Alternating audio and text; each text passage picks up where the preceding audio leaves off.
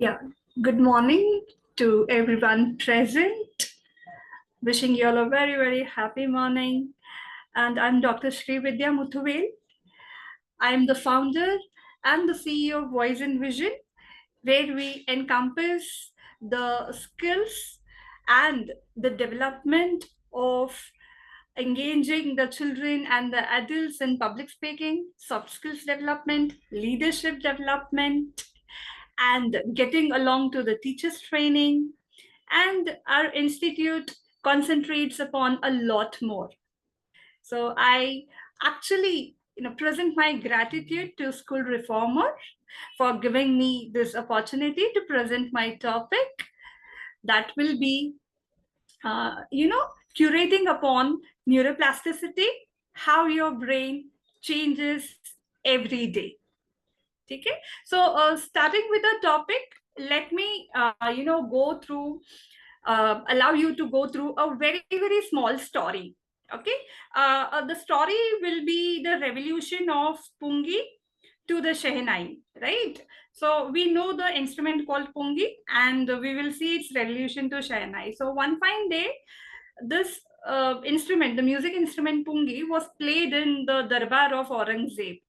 So all the people, all the courtiers, they disengaged with the tune of the pungi, stating it this has to be eradicated from the darbar because it's music was very shrill to the ears. But what happened is, one fine day when this decision was taken, there was a nai. Nai means baba, right? He used to come to the darbar to cut off the hairs of the people of the darbar. Now, what happened is he used to every day listen to the music of the pungi. Okay, and one fine day when this decision was taken to discard, he humbly, I mean the Baba, the Nai, humbly requested Aurangzeb that whether he could work upon the synopsis of the pungi. So, what do we understand from this? By profession, he is a barber, right? But that does not mean he should not engage into new knowledge of how to encompass the environment to acquire the new synopsis of the environment of learning the music of pungi. So very humbly he requested whether he could do some changes into the music of pungi so that it doesn't sound shrill, because for him it did not sound shrill, but for the others it did. So he was granted permission by Aurangzeb, and he worked upon the structurization of pungi, and he actually recomposed it, right, into a shehnahi. He actually poured out new holes, giving it a new structure, right? So what do we understand is, even if he is a nai, he recomposed his brain neurons to understand the composition of the music, and his designation did not interfere into his brain's development, curating into the new what we say instrument called shehnai. So why it is named as shehnai? Because it was developed in the Shah's chamber, the Aurangzeb's chamber. It was Shah's chamber, and it was redeveloped by Nai. That's why it is called Shehnai. See, this is the beauty of the neuroplasticity, where one challenge is to rewire the neurons of the brain, even if the person is not remarkably engrossed or engaged with that designation. So this is one wonderful fine example. We are going to study what is neuroplasticity. It is the brain's remarkable ability to reorganize, rewire, and adapt its neural connections throughout the life. This groundbreaking discovery has revolutionized our understanding of the human brain. As I gave you the example of Nai, how he was able to reorganize and rewire, and he adapted the situations to give us a new instrument called Shehnai, right? So this neuroplasticity was once thought it was limited only to childhood, but no, it was been proved wrong.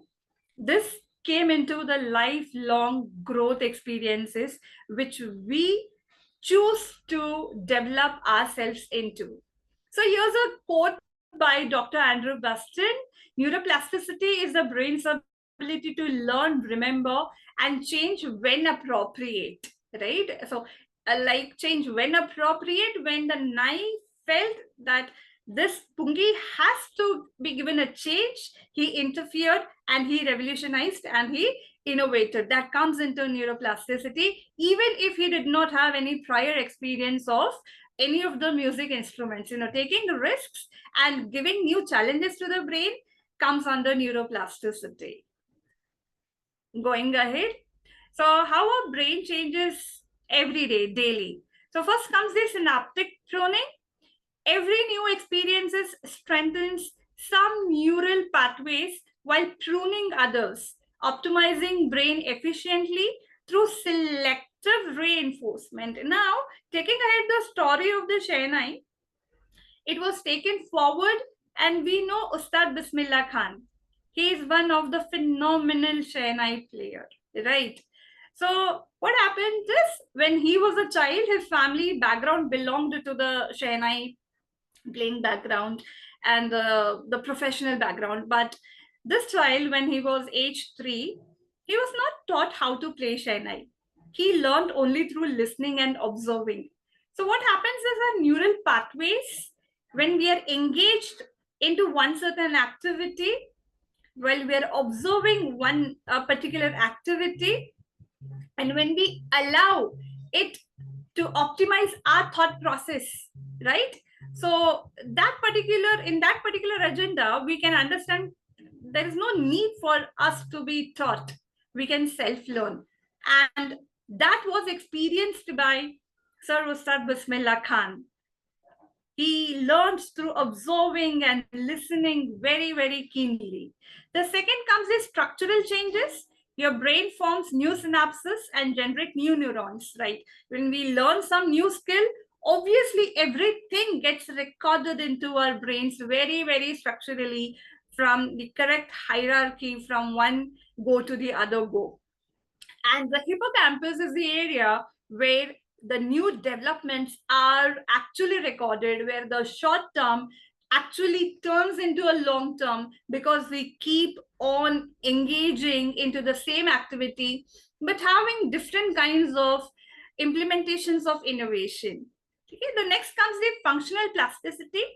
Undamaged brain regions can take over the functions after injury, demonstrating remarkable adaptability and recovery potential. We have seen many cases where even after the accident, where the doctor tells this person will not be able to walk for the lifetime, but we see the efficiency of the person when he or she starts walking, right? That happens when the unaffected neurons, when they start communicating with the affected neurons in order to demonstrate the functions of the body. Now that comes with the internal communication, the body parts along with the brain. That's not easy, but that isn't impossible as well. Yeah. The next is physical reshaping, like learning new languages or skills literally reshapes our brain's gray and white matter structure within weeks. Okay, the gray matter of the brain, it is found in the brain and the spinal cord. Okay, it is made out of tissue cells, and the white matter, it actually acts as the communicator between the gray matters and the gray matter and with the different parts of the body.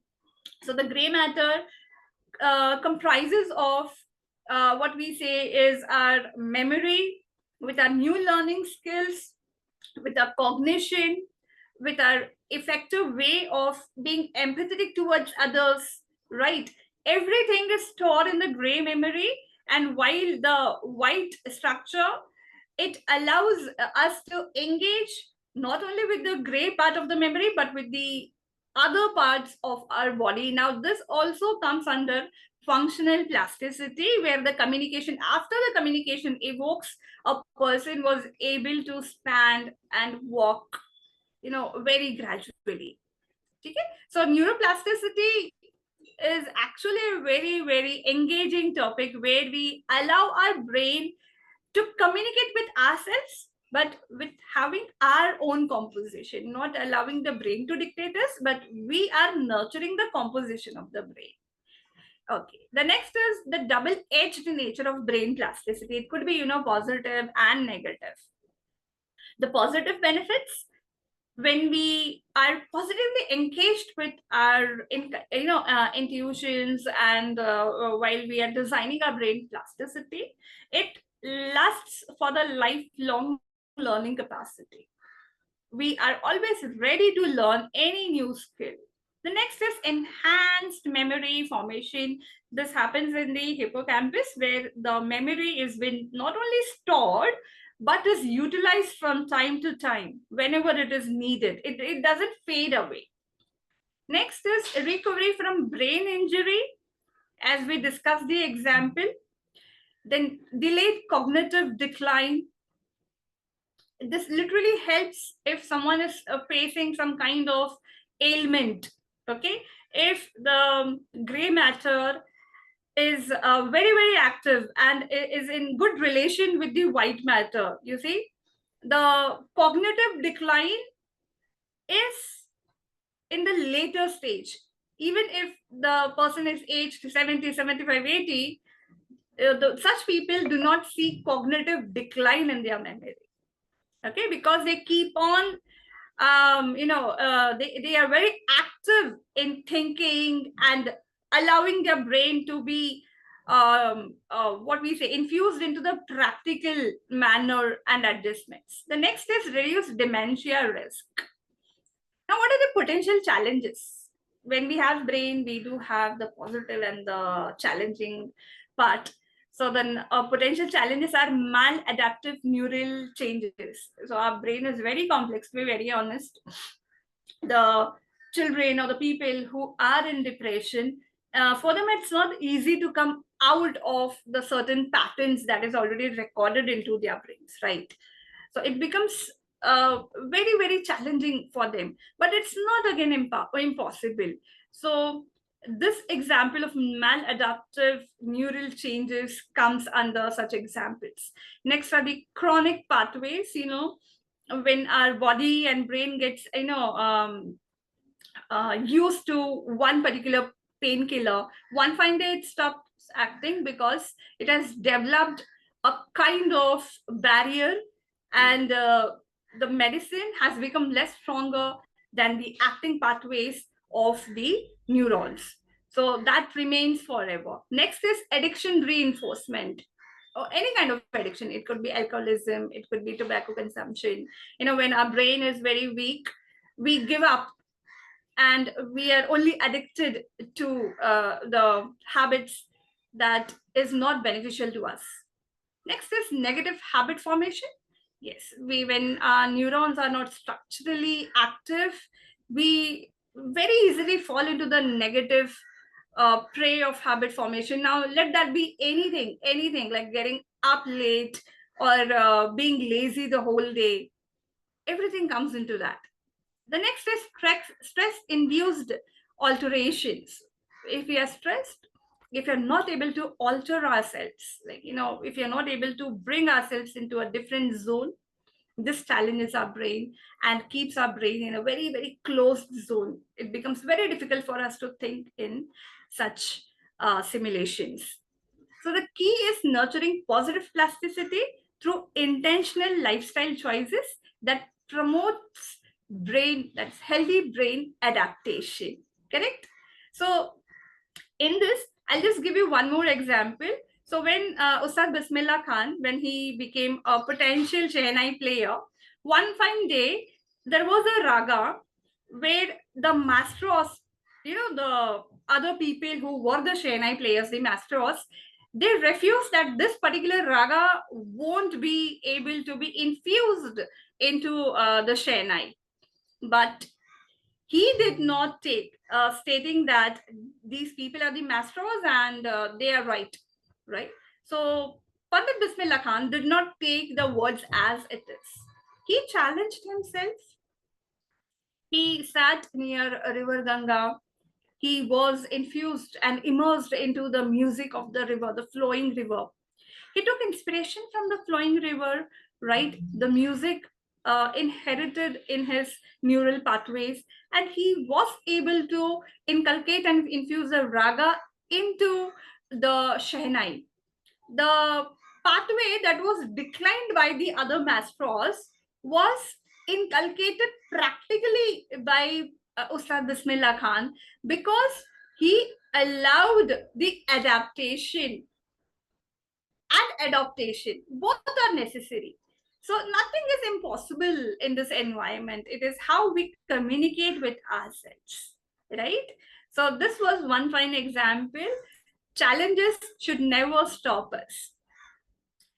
Harnessing neuroplasticity every day. These are the activities where we could keep ourselves active and our brains active.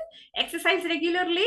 Engage mostly in the aerobic exercise to boost brain-derived neurotrophic factor, that is BDNF, the protein that promotes neural growth and survival. Next is challenge your mind, as I gave you example of, I gave you the example of Ustad Bismillah Khan, how he challenged his mind, right? He did not take up the words of the existing masters, he challenged himself, and yes, he was successful. So challenging the mind is learn new skills, languages, or play musical instruments. Novel experiences create neural pathways and strengthen cognitive reserve. Practice mindfulness, manage stress through meditation, mindfulness practices to protect brain plasticity and promote positive neural changes. Very, very necessary, because only when we adapt and adopt to positivity, our neurons work in that way. We do understand we become what we think. It is as simple as that. Next is stay connected. Maintain rich social relationships, eat brain healthy foods, prioritize quality sleep for optimal neuroplastic function. So the proper rest allows us to think efficiently and to come up with various innovations and inventions. So the key, what we say, mantra of the day is our brain is adaptable. Every day is a new opportunity to rewire and grow. Okay? So here I again present my gratitude to school reformers for giving me this opportunity, and I hope this session was engaging, and piece of information that was shared is valuable to every one of us in our life. So let us be our own Nai and our own Pandit Bismillah Khan. Thank you so much. Thank you so much, ma'am. If you can stop sharing your screen. Thank you. So I have received a couple of questions from the other speakers who were interested to attend, but for some reason they couldn't join the meeting. So the first question goes like this, Dr. Srividya. Can you walk us through your approach to igniting critical thinking, creative thinking, and problem-solving skills? What is your approach, is they want to know?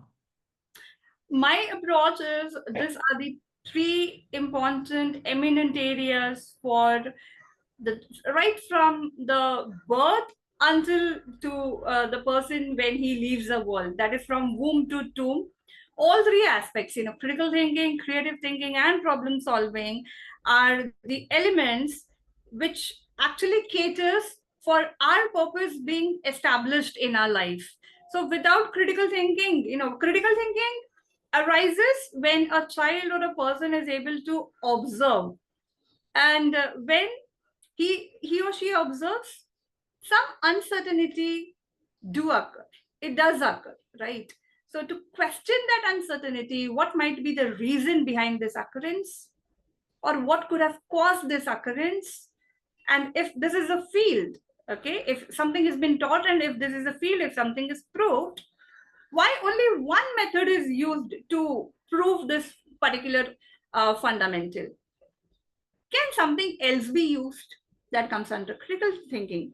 Creative thinking, it comes under more upon researchers. If something is presented in some way, in a particular way, in which approach I can present it in a much better way, comes under creative thinking, right?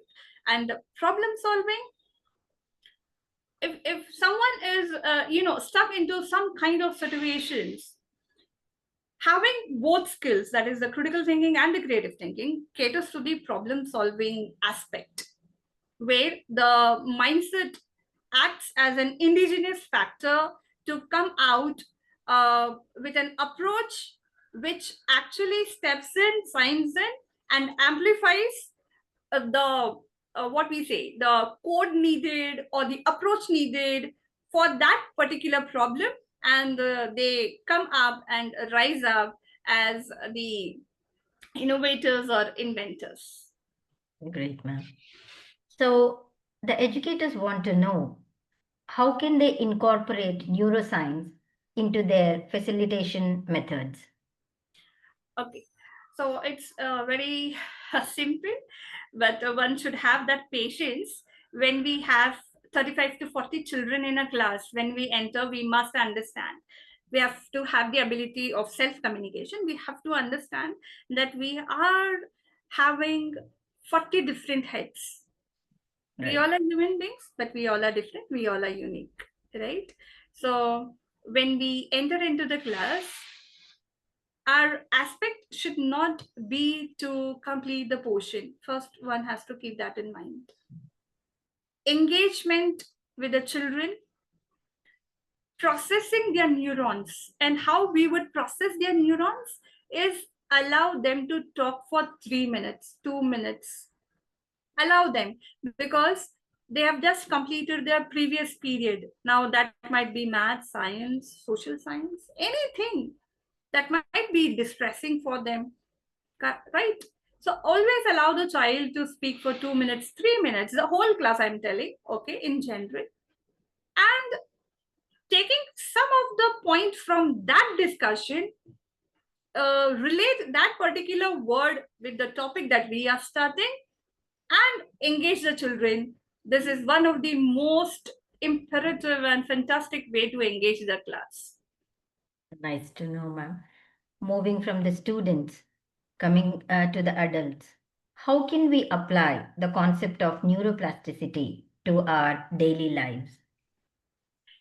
Okay, as I very well told, like, self communication is only the mantra. Okay, so first we have taken birth, and we are into a programmed mindset.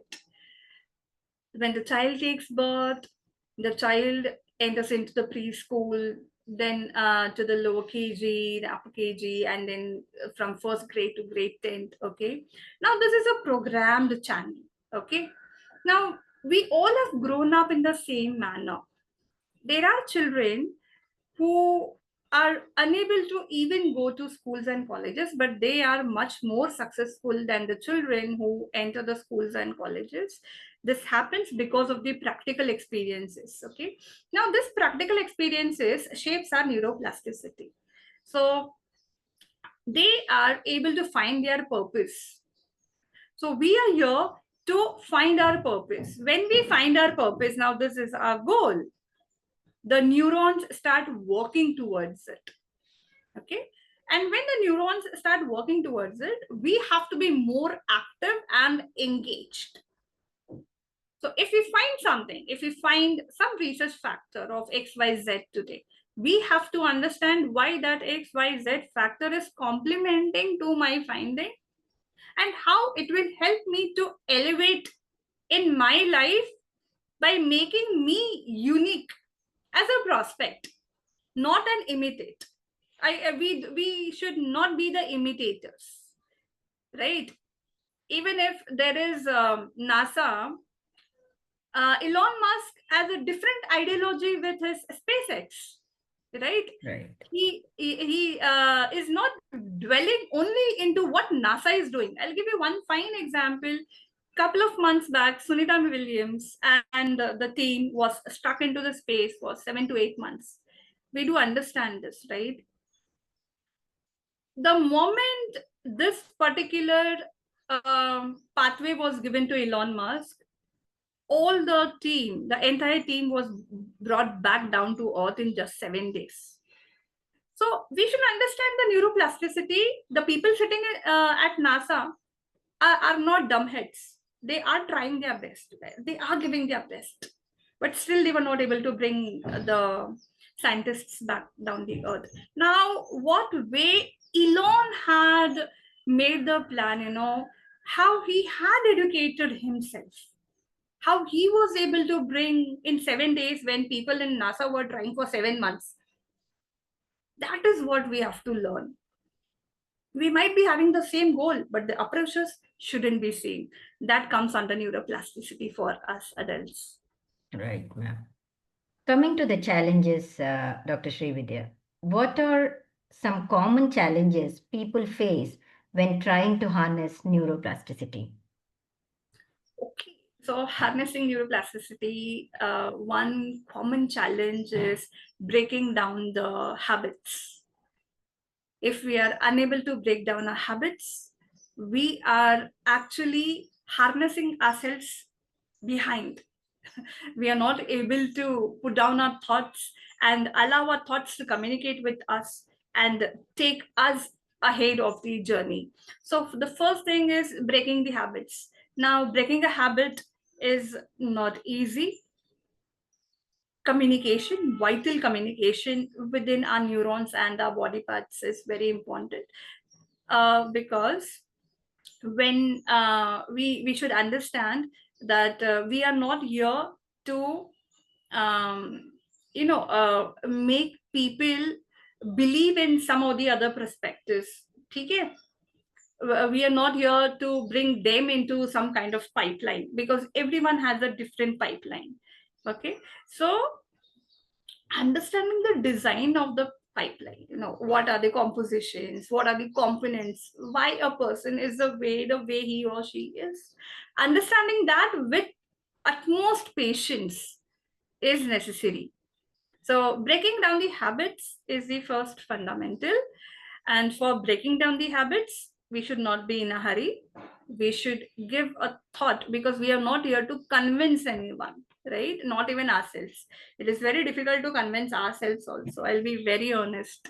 Okay, because the brain is master of even of a thought process.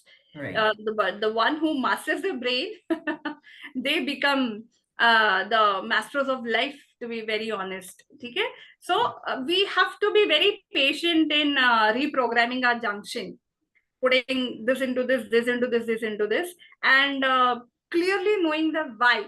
When the day we understand the why, the what, how, which is automatically solved. Thank you. Last question, but not the least, ma'am. Yeah.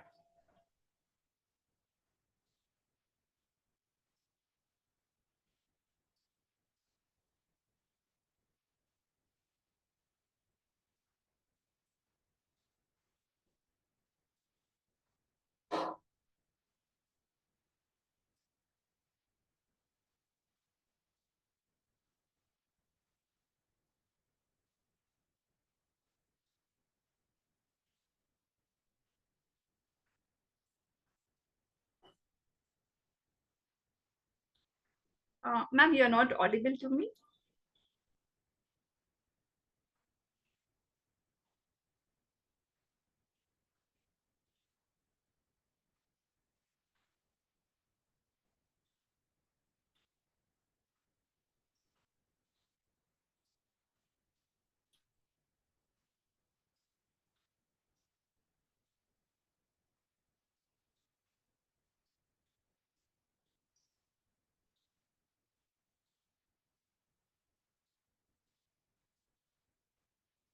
Am I audible to you, ma'am?